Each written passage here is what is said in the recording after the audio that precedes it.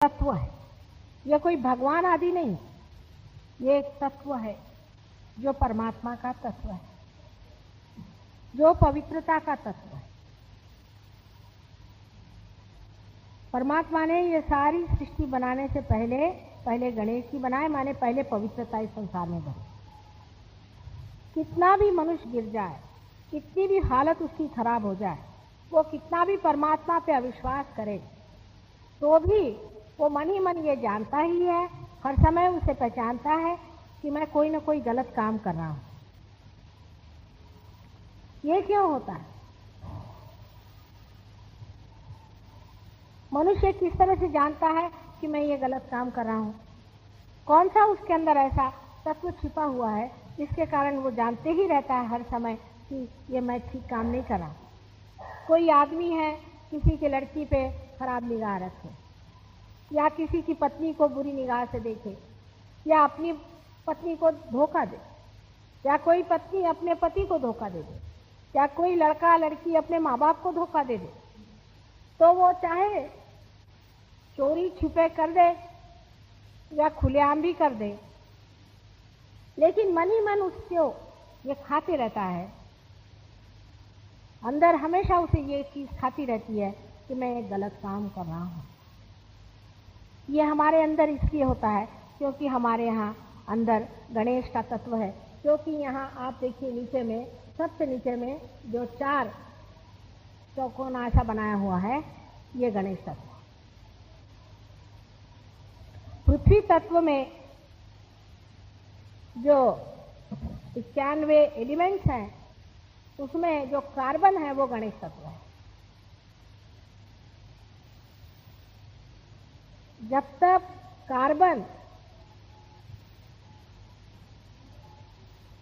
किसी भी परमाणु में, मॉलिक्यूल में नहीं आता है, तब तक जीव जंतु पैदा नहीं हो सकते। यानी जीवन का प्रथम तत्व गणेश तत्व है। पवित्रता ये जीवन का प्रथम तत्व है। किसी भी जीव का अगर जन्म अपवित्रता से हो जाए और उस ऐसी हालात में हो जाए जब पवित्रता संसार से उठी हुई हो, तो उसके मन के अंदर में अनेक तरह के कुसंस्कार आते जाते हैं, और वो कुसंस्कार बनते बनते वो एक पाशविक एनिमल कॉन्शियसनेस का इंसान बनता है। जैसे कि हम आपसे कहेंगे कि पाश्चिमात्य देशों में, वेस्टर्न कंट्रीज में, वहाँ की सोसाइटी टूट गई है, गृह व्यवस्थाएं टूट गई हैं, और औरतों में पवित्रता का भाव छूट गया है। वहाँ तो अधर्म से रहने ही को बड़ा भारी कर्तव्य कर्म समझते हैं। वो सोचते कि हम अधर्म से रह के दिखा दिया तो हम शिवाजी महाराज बन गए। आप लोगों को ये बातें समझ में भी नहीं आएंगी क्योंकि आपसे ये परे है। उन लोगों ने अपने गणेश तत्व को तोड़ दिया। अपने अंदर की पवित्रता को किसी तरह से खत्म कर दो तो फिर आप चाहे जैसा भी चल सकते हैं। उसके तोड़ने का काम किसी को करना पड़ता है। ये जो गणेश तत्व हमारे अंदर में है, ये जहाँ पर है, जिस जगह में है, वहीं से जो प्रादुर्भाव होता है बाहर, उसे कहते हैं पेल्विक प्लेक्सस, जिसके कारण हमारे अंदर 4 तरह के सब प्लेक्सस होते हैं। उससे एक से तो जनन क्रिया होती है, एक से सेक्स की क्रिया होती है, एक से जो लघु शंकाएं आदि होती हैं, इस प्रकार की जो विसर्जन क्रियाएं हैं वो होती है, एक्सक्रीटरी। अब ये तत्व ऐसा है कि ये गणेश जी से सुशोभित है। गणेश जी क्या प्रिंसिपल है?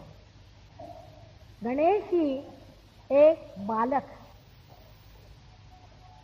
एक इनोसेंट बालक है।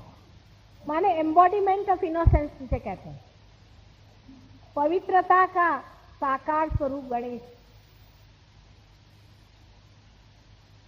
ये साकार स्वरूप तत्व हमारे अंदर में जब जागृत होता है तब हम अपवित्रता कर ही नहीं सकते, उधर हमारी नजर ही नहीं जा सकती। लेकिन अगर इसे खत्म कर दिया जाए तो हम हर तरह की अपवित्रता करते हैं।